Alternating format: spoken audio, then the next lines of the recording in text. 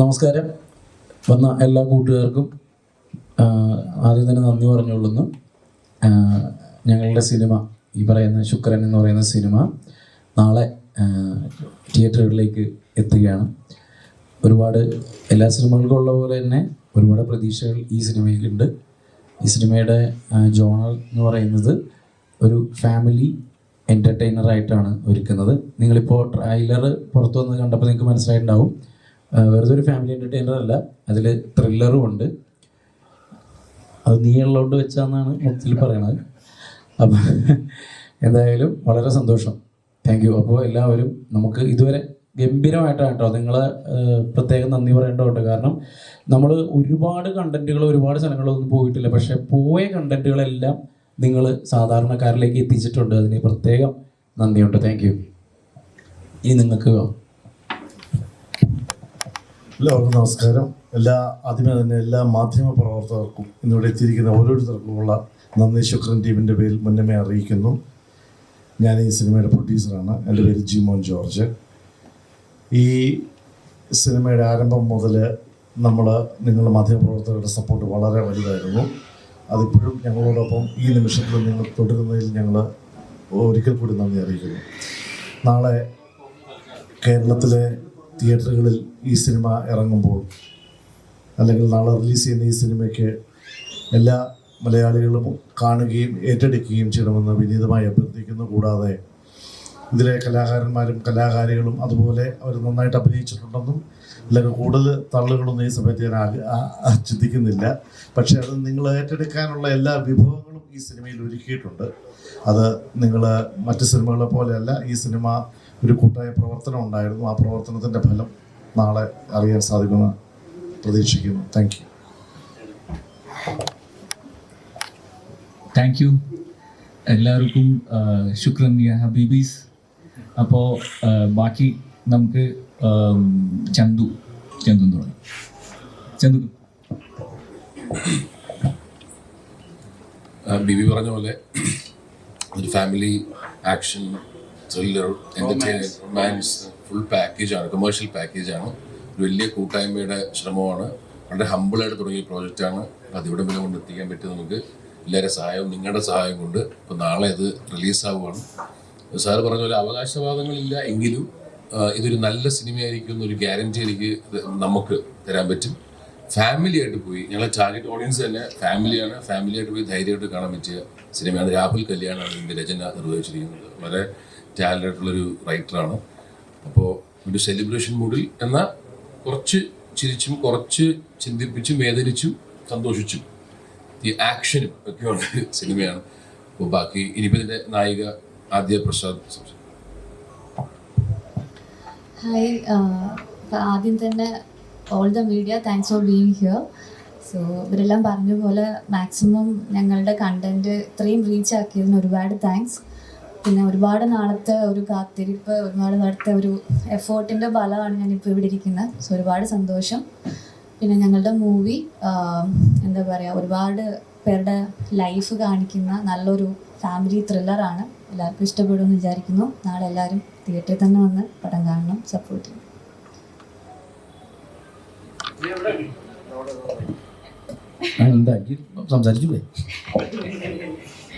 Hi, ഞാൻ ആര്യ മേനോൻ.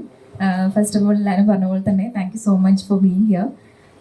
നാളെ ഞങ്ങളുടെ മൂവി റിലീസ് ആവുകയാണ്. ഇത്രയും നാളും ഞങ്ങളുടെ മൂവിനെ നന്നായിട്ട് പ്രൊമോട്ട് ചെയ്തതിലും സപ്പോർട്ട് ചെയ്തതിലും താങ്ക് യു. അപ്പോൾ നാളെയും ആ സപ്പോർട്ട് ഉണ്ടാവുമെന്ന് പ്രതീക്ഷിക്കുന്നു. Thank you. വേറൊരു ഈ ജ്യോത്സ്യ ശാസ്ത്രപ്രകാരം ഒരു നല്ല വലിയ കോയിൻസിഡൻസ് സംഭവിച്ചത്, ഈ ശുക്രൻ എന്ന് പറയുന്ന അതിൻ്റെ നമ്പർ 6 അതിന് ശുക്രൻ്റെ ദിവസം വെള്ളിയാണ്. അപ്പോൾ കൃത്യമായി ഒരു വെള്ളിയാഴ്ച 6-ാം തീയതി വെള്ളിയാഴ്ച സിനിമ ഇറങ്ങുമ്പോൾ ആ രീതിയിലും നമുക്കൊരു പോസിറ്റീവ് ഫീലുണ്ട്. അങ്ങനെ ഞങ്ങൾക്കും എല്ലാവർക്കും ശുക്രൻ അടിക്കട്ടെ എന്ന് ഒതുക്കട്ടെ എന്ന് ആശംസിച്ചു.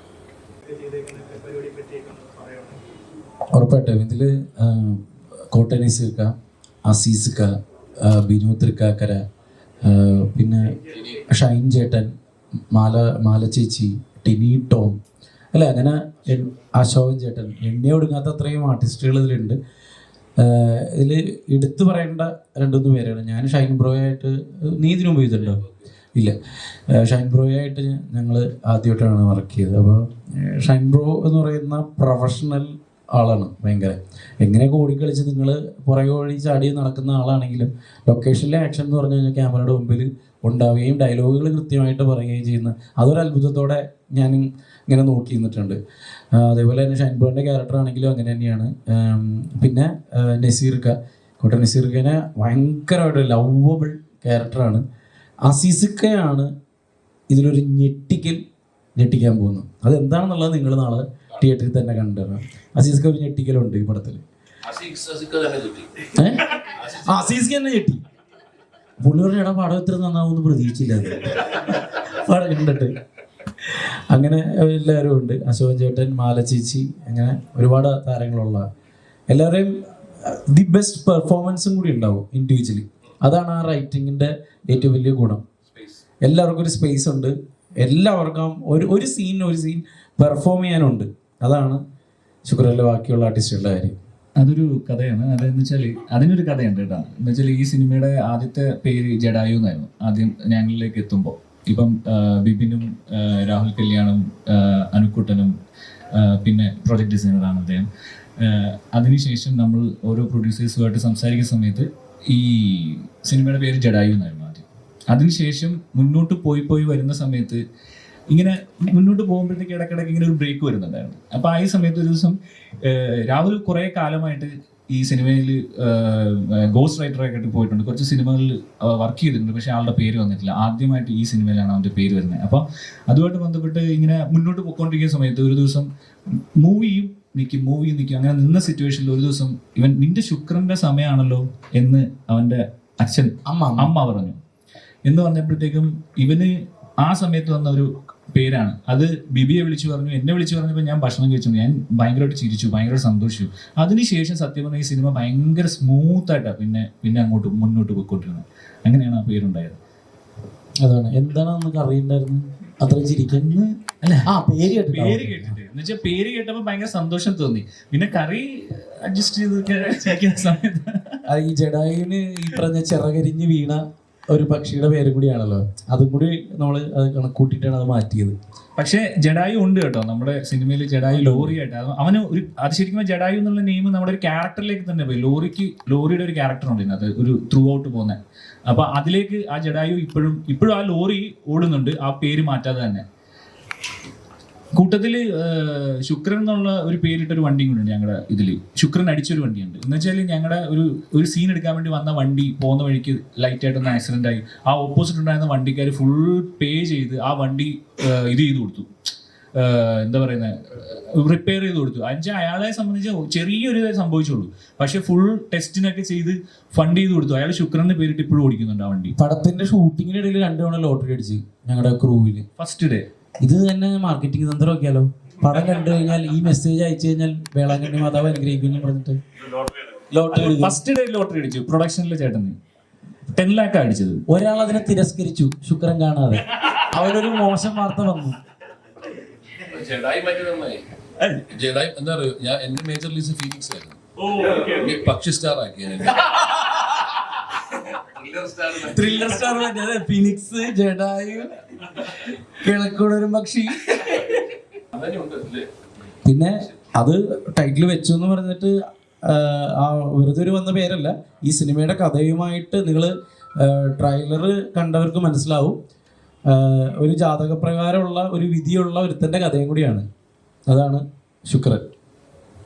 പിന്നെ മെയിൻലി അതിനകത്തൊരു സംഭവം ഉണ്ട്. ഈ ജഡായു എന്നുള്ള പേരിൽ ഒരു തെലുങ്ക് പടം വരുന്നു എന്ന് പറഞ്ഞിട്ട് നമ്മൾ രജിസ്റ്റർ ചെയ്യാൻ പോയപ്പോഴത്തേക്ക് അവർ നമ്മളെ വിളിച്ചിട്ട് താങ്ക്സ് പറഞ്ഞു. ഞങ്ങൾ തിരിച്ചും താങ്ക്സ് പറഞ്ഞു പ്രൊഡക്ഷൻ ചെയ്യുന്നു. അങ്ങനെ കൂടി ഒരു ഇതും കൂടി ഉണ്ട് അതിനകത്ത്. ചിരഞ്ജീവിയാണ്. എനിക്ക് പേരറിയില്ല, ആരാന്നറിയില്ല. അല്ല സീരിയസ് തള്ളിയല്ല, സീരിയസ്ലി അങ്ങനെ ഒരു വിളി വന്നു. ചിരഞ്ജീവിയുടെ അല്ല, തെലുങ്കി എന്നൊരു ടീം ഇങ്ങനെ ഓൾ ലാംഗ്വേജിൽ അങ്ങനെ ഒരു സിനിമ ചെയ്യുന്നുണ്ട്. അല്ല എനിക്കറിയില്ല.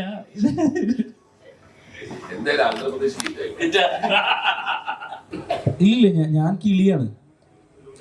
കിളി എന്ന് പറഞ്ഞ മറ്റേ നസീർക്ക ഓടിക്കുന്ന ഈ പറയുന്ന ജഡായു എന്ന ലോറിയിലെ കിളിയാണ് ഞാൻ. അങ്ങനെയാണ് ഞങ്ങൾ ഈ പറഞ്ഞ പോലെ ഒരുപാട് ഇവരെ അല്ലേ ഒരുപാട് ഞാൻ മാത്രമല്ലല്ലോ എല്ലാവരും ഉണ്ടായിരുന്നു ആ ലോറിയിൽ ഇരിക്കാനും പോകാനൊക്കെ. അതൊക്കെ ഈ ആർട്ടിസ്റ്റുകൾ സമ്മതിച്ചു എന്നുള്ളതിടത്താണ് ഞങ്ങളുടെ ഒരു, ഞാൻ പറഞ്ഞില്ല ഒരുപാട് കോളേജുകളിൽ കയറി ഇറങ്ങിയോ പോവുകയോ ഒന്നും ചെയ്തിട്ടില്ല. പക്ഷേ നമ്മൾ ചെന്ന സ്ഥലങ്ങളൊക്കെ കണ്ടന്റായി മാറിയതൊക്കെ അങ്ങനെയാണ്. അത് എല്ലാ ആർട്ടിസ്റ്റുകളും കൂടി സഹകരിച്ചിട്ടാണ്.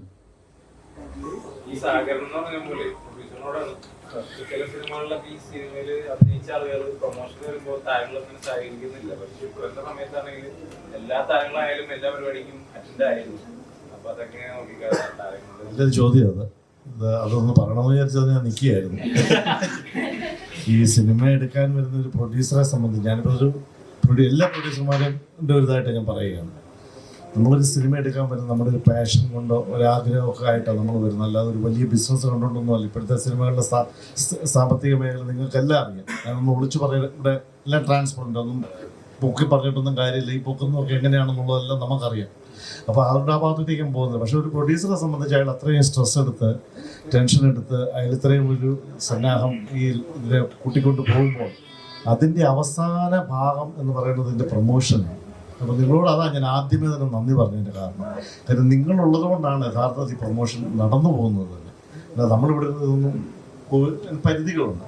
പക്ഷേ യഥാർത്ഥത്തിൽ ഈ ആർട്ടിസ്റ്റുകളൊക്കെ ശരിയാണ്, അവരുടെ ജോലിയാണ് അവർ ചെയ്യുന്നത്. അവർക്ക് ഇത് കഴിഞ്ഞാൽ വേറൊരു സിനിമയിൽ ജോയിൻ ചെയ്തെങ്കിലേ അവരുടെ ജോലി അവർ കണ്ടിന്യൂ ചെയ്യണം. ആ ഭാഗം കറക്റ്റാണ്. പക്ഷേ ഞാനത് ഇവിടുത്തെ പ്രൊഡ്യൂസർ അസോസിയേഷനോടും ഇവിടുത്തെ ചേംബറിനോടും ഞാൻ പറയുകയാണ്, ഇതിനൊരു സ്കെഡ്യൂൾ ചെയ്യണം, ഒരു സ്കെഡ്യൂൾ ഉണ്ടായിരിക്കണം. അല്ലെങ്കിൽ നമുക്കിത് ബുദ്ധിമുട്ടാണ് പ്രൊമോട്ട് ചെയ്യാൻ. ഇന്നത്തെ കാലത്ത് പ്രൊമോഷൻ അഡ്വർടൈസ്മെൻ്റ് ഇല്ലാതെ ഒരു ബിസിനസ് നടക്കില്ല.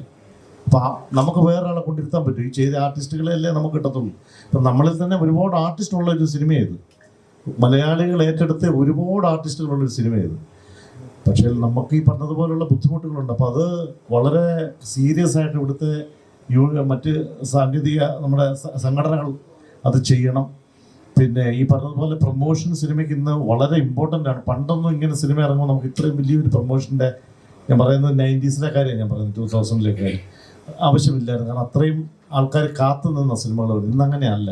സിനിമയ്ക്കുള്ളിൽ തന്നെ സിനിമകൾ കോമ്പറ്റീഷൻ. അപ്പം ആൾക്കാരുടെ ഇടയ്ക്കല്ല, സിനിമയ്ക്കുള്ളിൽ തന്നെ. അപ്പം ഞാൻ പറയുന്നത് അതുകൊണ്ട് ആ പ്രൊമോഷൻ്റെ ഭാഗത്ത് ആർട്ടിസ്റ്റുകളുടെ സഹകരണം എന്ന് പറയുന്നതിന് എന്തെങ്കിലും ഒരു നിയമപരമായി തന്നെ എന്തെങ്കിലും ചെയ്ത് അതൊരു ഇമ്പോർട്ടൻ്റ് ഏറിയാണത്.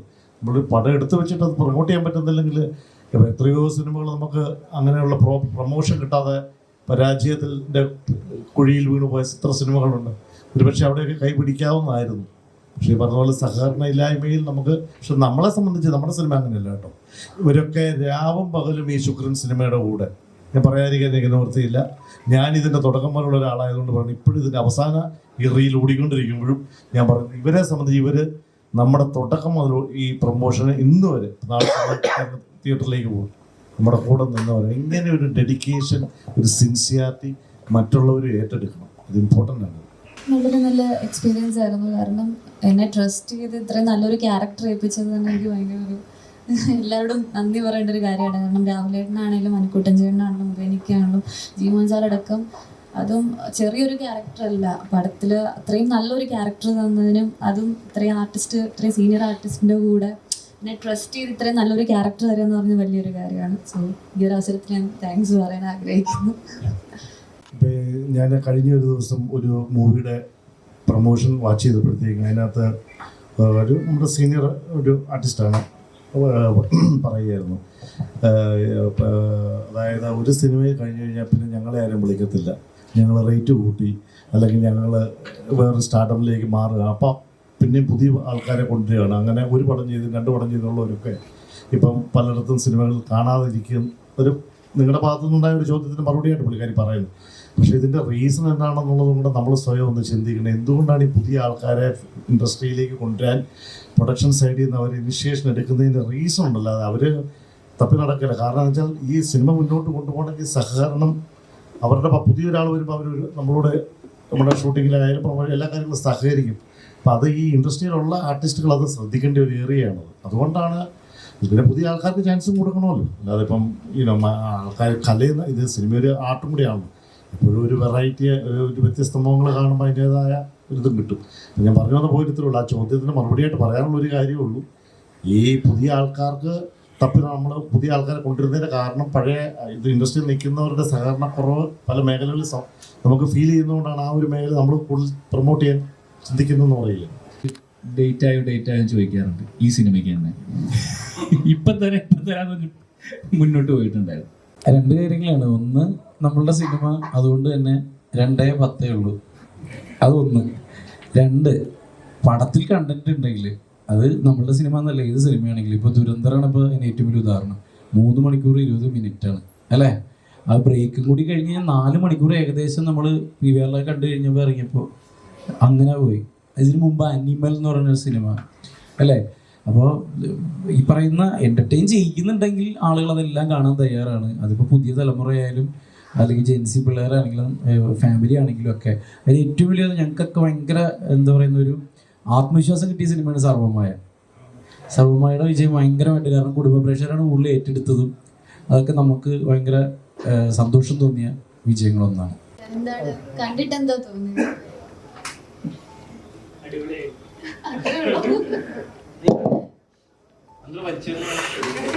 നീ കണ്ടിട്ടില്ല അല്ലടാ?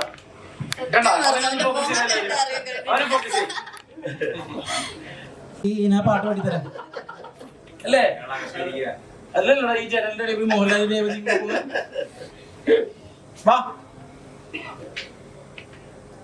പുള്ളി മാസം ഇൻട്രിക്ക് വേണ്ടിയിട്ട് മാറി നിൽക്കുമായിരുന്നു. ചില കല്യാണ വീട്ടിലെ അമ്മാവന്മാരില്ലേ, ചെക്കനും പെണ്ണും ഇറങ്ങാൻ നേരത്തെ അമ്മാവനെ അന്വേഷിക്കും. അമ്മാവനെ മാറി വിളിച്ചിരിക്കും. അപ്പൊ എല്ലാവരും പേര് വിളിക്കല്ലോ, അച്ചോമാവിടെ എന്ന് പറഞ്ഞിട്ട്. എന്നാ ഇതൊക്കെ വായോ? ആരാണ്? ഷൈൻ ചേട്ടന് കൊണ്ടുവരാന്ന് ഒരാള് പറഞ്ഞായിരുന്നു. ആ പുള്ളിനാണ് ആദ്യം ഇടിക്കേണ്ടത്. ആരാട്ടത് മിണ്ടാത്ത എന്താ? ആ ഗുഡ്. സത്യത്തിൽ ഷൈൻ ബ്രോ എന്താണ് ഇതിന് വരാത്തത് എനിക്ക് അറിഞ്ഞൂടാ കേട്ടോ. കുറച്ച് തിരക്ക് കാര്യങ്ങളൊക്കെ പറയുന്നുണ്ട് ഇടയ്ക്ക് വിളിക്കുന്ന സമയത്ത്. ഇടയ്ക്കൊരു ദിവസം വന്നിരുന്നു. ആ സമയത്ത് നമുക്ക് വേറെ കുറച്ച് ടെക്നിക്കലി വേറെ ആവശ്യം വന്നു. പിന്നെ ആള് വരാമെന്ന് ഇപ്പം നാളെ ചിലപ്പം കാണും കേട്ടോ. ചിലപ്പോൾ എന്നല്ല, ഉറപ്പായിട്ടും കാണുമെന്നുള്ള രീതിയിൽ ഒരു ഇത് തന്നിട്ടുണ്ട്. അങ്ങനെ പ്രതീക്ഷിക്കുന്നു. കാരണം വെച്ചാൽ അദ്ദേഹത്തിനും ഒരു ഷൂട്ട് നടന്നുകൊണ്ടിരിക്കുന്നുണ്ട്. അപ്പോൾ അവിടുന്ന് ഇറങ്ങുന്നതിൻ്റെ ഒരു ബുദ്ധിമുട്ടും കാര്യങ്ങളും ഇപ്പം നമ്മൾ ഷെഡ്യൂൾ ചെയ്യുന്നതിന് ബുദ്ധിമുട്ടും കാരണങ്ങൾ അതുകൊണ്ടാണ് വരാത്തതെന്ന് എൻ്റെ അടുത്ത് കഴിഞ്ഞ ദിവസം ജോബിനോട് സംസാരിച്ചപ്പോൾ അങ്ങനെ പറഞ്ഞു. അപ്പം നാളെ കാണും എന്ന് ഉറപ്പ് തന്നിട്ടുണ്ട്. നോക്കാം.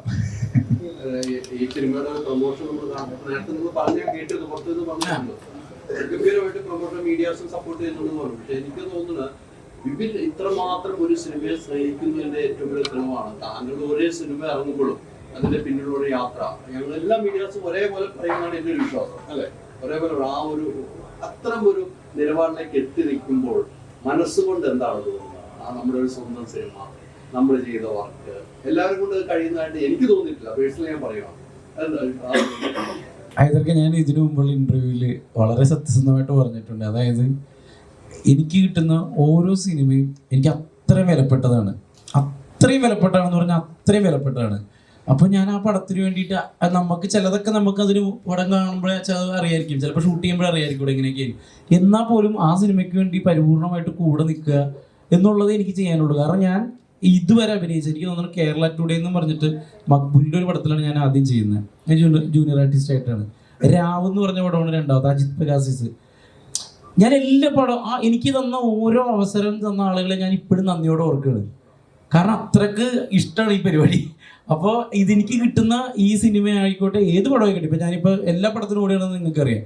അതിനോടൊക്കെ ഏത് പടത്തിനോടെ ഇപ്പം ഞാൻ അമർപുറന്തോണിക്ക് നിന്ന അതേ ഇതിൽ തന്നെയാണ് ഇപ്പോൾ സിനിമയ്ക്ക് നിൽക്കുന്നത്. അതിന് വേർതിരിവില്ല. കാരണം ഓരോ സിനിമയും എനിക്ക് വിലപ്പെട്ടാണ്. ഇനി അങ്ങോട്ടും അങ്ങനെ തന്നെ ആയിരിക്കും. ഇതൊക്കെ അതിലൊരു മാറ്റം ഉണ്ടാവില്ല. സത്യത്തിൽ സ്ക്രിപ്റ്റ് ഒക്കെ എഴുതി വെച്ചിട്ട് ഇപ്പോൾ 1.5 കൊല്ലം. ഒന്ന് നമ്മുടെ ഷാഫി സാറാണ് ഡയറക്റ്റ് ചെയ്യാനിരുന്നത്. അദ്ദേഹം നമ്മളെ വിട്ട് പോയെടുത്താണ് ആ സിനിമ അങ്ങനെ ഒന്ന് ബ്രേക്കായി പോയത്. ഇനി ഈ കൊല്ലം അത് ഇതിൻ്റെ കഴിഞ്ഞ ഉടനെ അടുത്ത പരിപാടി അതാണ് ചെയ്യാൻ പ്ലാൻ ചെയ്തേക്കുന്നത്. സ്ക്രിപ്റ്റ് തന്നെ ഞങ്ങൾ ഓൾറെഡി എഴുതി കഴിഞ്ഞു, റെഡിയാണ്, സംഭവം റെഡിയാണ്.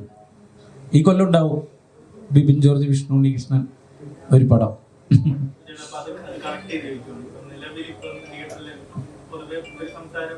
സെലിബ്രേറ്റ് ചെയ്യുന്ന സിനിമകൾ മാത്രമാണ് തിയേറ്ററിൽ ഓടുന്നത്. അത്തരത്തിലുള്ള ഡിസ്കഷൻ നടക്കുന്നത്. ഇപ്പം പാരലായിട്ട് നോക്കുവാണെങ്കിൽ ഇപ്പൊ എക്കോ പോലുള്ള സിനിമ ഒരു നെക്സ്റ്റ് ജനറേഷൻ സോ കോൾഡ് പ്രകൃതിപ്പടം എന്നൊക്കെ വേണേൽ പറയാം. ഈ നിലവിൽ ഇത്ര നാൾ കണ്ടുകൊണ്ടിരുന്നതിൽ നിന്ന് ഡിഫറെന്റ് ആയിട്ട് ഇപ്പം ഞെട്ടിച്ചു കളഞ്ഞു എന്നുള്ളതാണ് ആ പടം. നാഷണൽ വൈഡ് ആണെങ്കിലും ഒരുപാട് ആളുകൾ അതിനെപ്പറ്റി പറയുന്നുണ്ട്. അപ്പം നിലവിൽ ഇത്ര നാൾ നമ്മൾ കണ്ടിരുന്നതിൽ നിന്ന് ഭയങ്കര ഒരു ഡിഫറൻസ് ആണ്. അപ്പം ആസ് എ റൈറ്റർ ആ ഒരു മാറ്റത്തിനെയും അല്ലെങ്കിൽ സ്വയം അപ്പം ക്രിയേറ്റീവിലെ മാറ്റം ഉറപ്പായിട്ടും. കാരണം എക്കോ നമ്മളുടെ സിസ്റ്റം മൊത്തം മാറ്റിയ, എക്കോ സിസ്റ്റം എന്നായില്ലേ, സിസ്റ്റം മൊത്തം മാറ്റിയ ഒരു സിനിമ തന്നെയാണ് എക്കോ. അത് എങ്ങനെയാണ് ഇപ്പോൾ അതൊന്ന് കണ്ടു എന്ന് വിചാരിച്ചു, നിങ്ങളെല്ലാവരും ഒന്നും കൂടി എടുത്തിട്ട് കണ്ടിട്ട് നിങ്ങൾക്ക് പേപ്പർ പേനിൽ നിന്നിട്ട് ഒന്ന് എഴുതാൻ പറഞ്ഞാൽ നിങ്ങൾക്ക് എഴുതാൻ പറ്റില്ല. ആ പടത്തിന് അങ്ങനെ കുറേ കാര്യമുണ്ട്. അത് ഈ പറഞ്ഞ പോലെ പുതുമയുടെ തന്നെ പുതിയ മേച്ചിൽപ്പുറമാണ്. അങ്ങനത്തെ സിനിമകളും ഉണ്ട്. ഈ പറഞ്ഞ പോലെ നമ്മുടെ ജോണറിൽ വരുന്ന തമാശപ്പടങ്ങളുണ്ട്. എല്ലാത്തിനും ഇവിടെ സ്പേസ്. അതാണ് ഞാൻ പറഞ്ഞത്, എല്ലാത്തിനും അത്രയും ഡിഫറെൻറ്റ് പടം വരുമ്പോഴും സത്യനാന്തികാട്ട് സാറിൻ്റെ പോലത്തെ സിനിമയാണ് സർവമായ. അതും ഭയങ്കര രസമായിട്ട് ഓടിയതാണ്. ഞാൻ പറഞ്ഞ ഞങ്ങൾക്ക് ഉണ്ടായ ആത്മവിശ്വാസം. അത് ഒരു റൈറ്റർ എന്നുള്ള നിലയിൽ ശരിക്കും നമ്മുടെ ബ്രെയിൻ സ്റ്റോം, മസ്തിഷ്ക പ്രക്ഷാളനം എന്ന് പറയും, അത് നടത്തിയ എക്കോ. കറക്റ്റ് അല്ലേ മസ്തിഷ്ക പ്രക്ഷാളനം? ഈവൻ ഇംഗ്ലീഷ് സാറാണ്, അതുകൊണ്ട് ചോദിച്ചാണ്. ബിജേട്ടാ, എപ്പോഴും നിങ്ങൾ ഈ കുടുംബ പ്രേക്ഷകരെയാണോ ഈ സ്ക്രിപ്റ്റ് എഴുതുമ്പോഴും അല്ലെങ്കിൽ അഭിനയിക്കാൻ ആഗ്രഹിക്കുന്ന കഥാപാത്രങ്ങൾ എങ്ങനെയാണോ നോക്കുന്നത്? അതോ ആക്ഷൻ സിനിമകളാണോ, അതോ അഭിനയ സാധ്യത കൂടുതലുള്ള വേറെ നെഗറ്റീവ് വേഷങ്ങളാണോ? എന്താണ് ബിബിൻ ജോർജൊക്കെ ഉള്ള? ഞാൻ നേരത്തെ പറഞ്ഞില്ലേ, എനിക്ക് കുഞ്ഞ് എടാ എന്ത് റോളും എന്ന് വെച്ചാൽ എനിക്ക് തരുന്നതെല്ലാം ഞാൻ ചെയ്യുന്നുണ്ട്. ഇപ്പോൾ ബാഡ് ബോയ്സിൽ ഞാൻ ഒരു ഹ്യൂമറല്ലേ ഫുള്ള് ചെയ്തത്. ഗുമസ്തനിൽ ഞാനാകെ 10 മിനിറ്റേ ഉള്ളൂ. അത് വളരെ സെൻറ്റിമെൻറ്റ്സ് റോളാണ്. കൂടുതൽ നിങ്ങൾക്ക് അറിയാമല്ലോ, കൂടുതലിൻ്റെ സെക്കൻഡ് ഹാഫ് ഉണ്ടോ ഞാൻ പറയണത്, ഫസ്റ്റ് ഹാഫ് അല്ല. അപൂർവോത്തരന്മാർ ഫുൾ ഹ്യൂമറായിരുന്നു. അപ്പം അങ്ങനെ കിട്ടുന്നത് ഈ പറഞ്ഞ പോലെ ദൈവാനുഗ്രഹം എന്നും പറഞ്ഞിട്ട് ചെയ്യുന്ന ആളാണ് ഞാൻ. ഇന്ന സംഭവമൊന്നുമില്ലേ, ഒരു കുടുംബത്തിൽ തന്നെയുള്ള എല്ലാവരും ഉള്ളത്. നമ്മൾ പറയുന്ന ജെൻസി എന്ന് പറയുന്നതും കുടുംബത്തിലുള്ളവരല്ലേ അല്ലേ? അതുകൊണ്ടാണ് കുടുംബം എന്ന് പറഞ്ഞത്, കംപ്ലീറ്റ് പാക്കേജ്. ഇപ്പോൾ കണ്ടന്റ് ഓറിയന്റഡ് ഉള്ള സിനിമകളാണ് കൂടുതൽ ഓടുക, പിന്നെ തിയേറ്റർ എക്സ്പീരിയൻസും വേണം. ഇപ്പോഴത്തെ സിറ്റുവേഷനിൽ ഈ ശുക്രൻ പോലുള്ള സിനിമകൾ എന്തായിരിക്കും കൂടുതൽ തിയേറ്ററിൽ എക്സ്പീരിയൻസ് ചെയ്യാൻ കഴിയുക?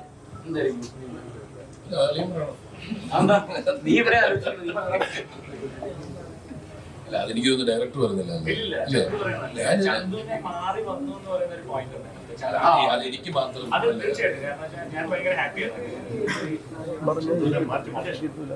അല്ല, ഇതില് ശുക്രൻ ഇപ്പൊ എന്റെ കാര്യം മാത്രം പറയുകയാണെങ്കിൽ ഇപ്പൊ ഞാൻ ഇത്രയും നാളെ എനിക്ക് ശുക്രൻ വലിയ ഇമ്പോർട്ടന്റ് ആവുന്നത് എങ്ങനെയാന്ന് വെച്ചാൽ, ഞാൻ ഇത്ര നാൾ തന്നൊരു പാറ്റേൺ ഉണ്ട് സിനിമയിൽ. ഒരു ത്രില്ലർ താഴ്ന്ന കേട്ടപ്പോൾ കിട്ടി കുറച്ചാൾ മുമ്പോട്ട് പോയി, പിന്നെ ഒരു ഇമോഷണൽ എപ്പോഴും ഒരു ഈ പറയുന്ന സീരിയസ് ടോൺ ഉണ്ടായിരുന്നു. ഇപ്പൊ എനിക്ക് വന്ന സിനിമകൾ, നല്ല സിനിമകൾ അങ്ങനെയാണ്.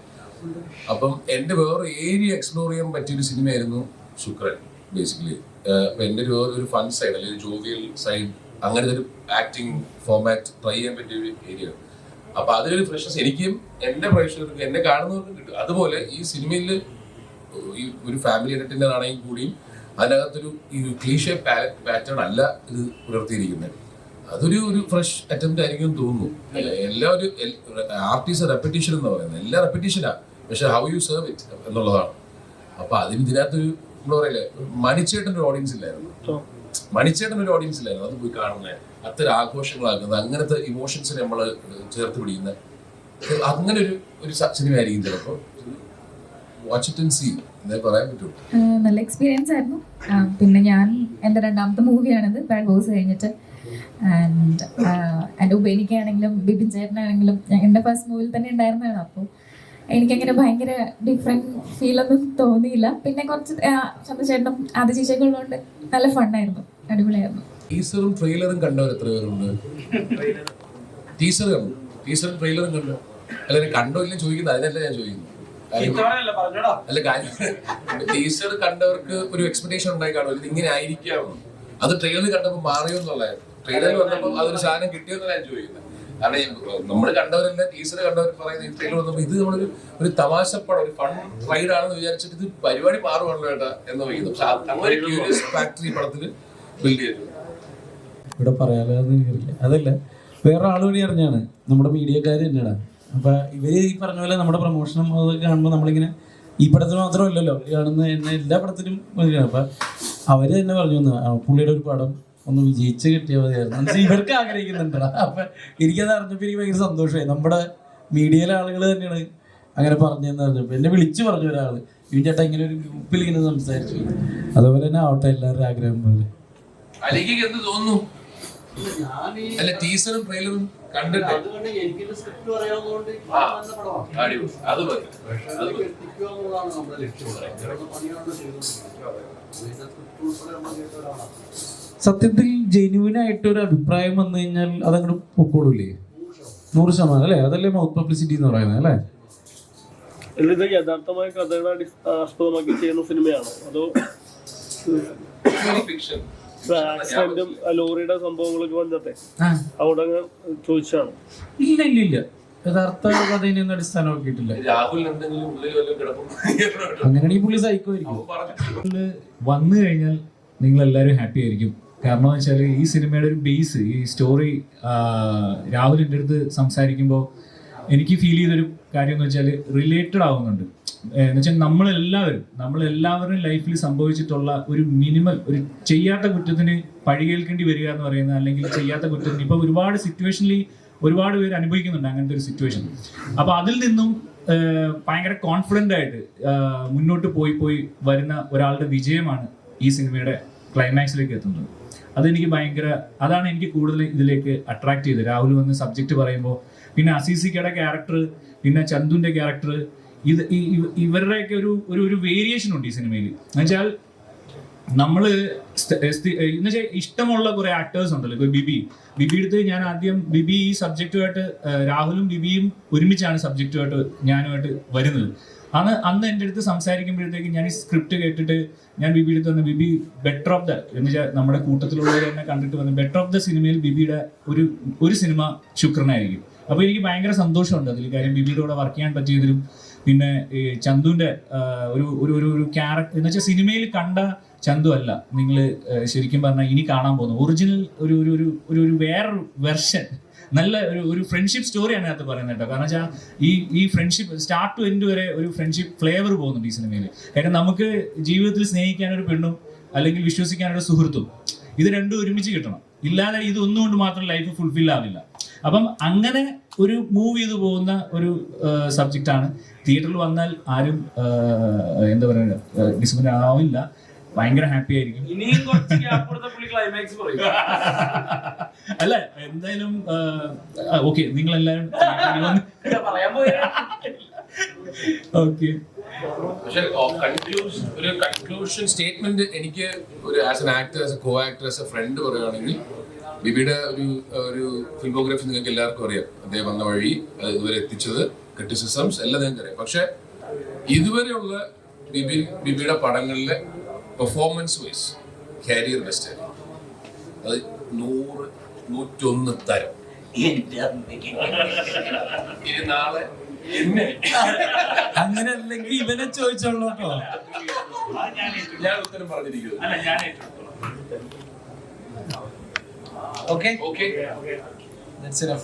ഇനി നിങ്ങൾ സപ്പോർട്ട് ചെയ്യും. അതെ, അതിലൊരു വലിയ കാര്യമുണ്ട്. നമ്മളെ ഓൺലൈനിൽ വിളിക്കുന്ന എല്ലാവരും, ഈ പറയുന്ന എൻ്റെ മുമ്പിൽ ഇരിക്കുന്നവർ എല്ലാവരും സിനിമ കാണണം കേട്ടോ. നിങ്ങളും കൂടി ഇതിന്റെ ഭാഗമല്ലേ, അതുകൊണ്ടാണ്. ഉണ്ട്, ആശാൻ ഇന്ന് ഇറങ്ങിയിട്ടുണ്ട്, ആശകളായിരം ഉണ്ട് നാളെ, അനോമി ഉണ്ട്. അതെ അതെ അതെ, എല്ലാത്തിനും നമ്മുടെ പോലെ തന്നെ കഷ്ടപ്പെട്ടവരാണ്. സിനിമകൾ വിജയിക്കട്ടെ, നല്ല സിനിമകളെല്ലാം വിജയിക്കട്ടെ എന്ന് തന്നെയാണ്. ഭയമില്ല, കോൺഫിഡൻസ് ഇല്ലേ? അതെ.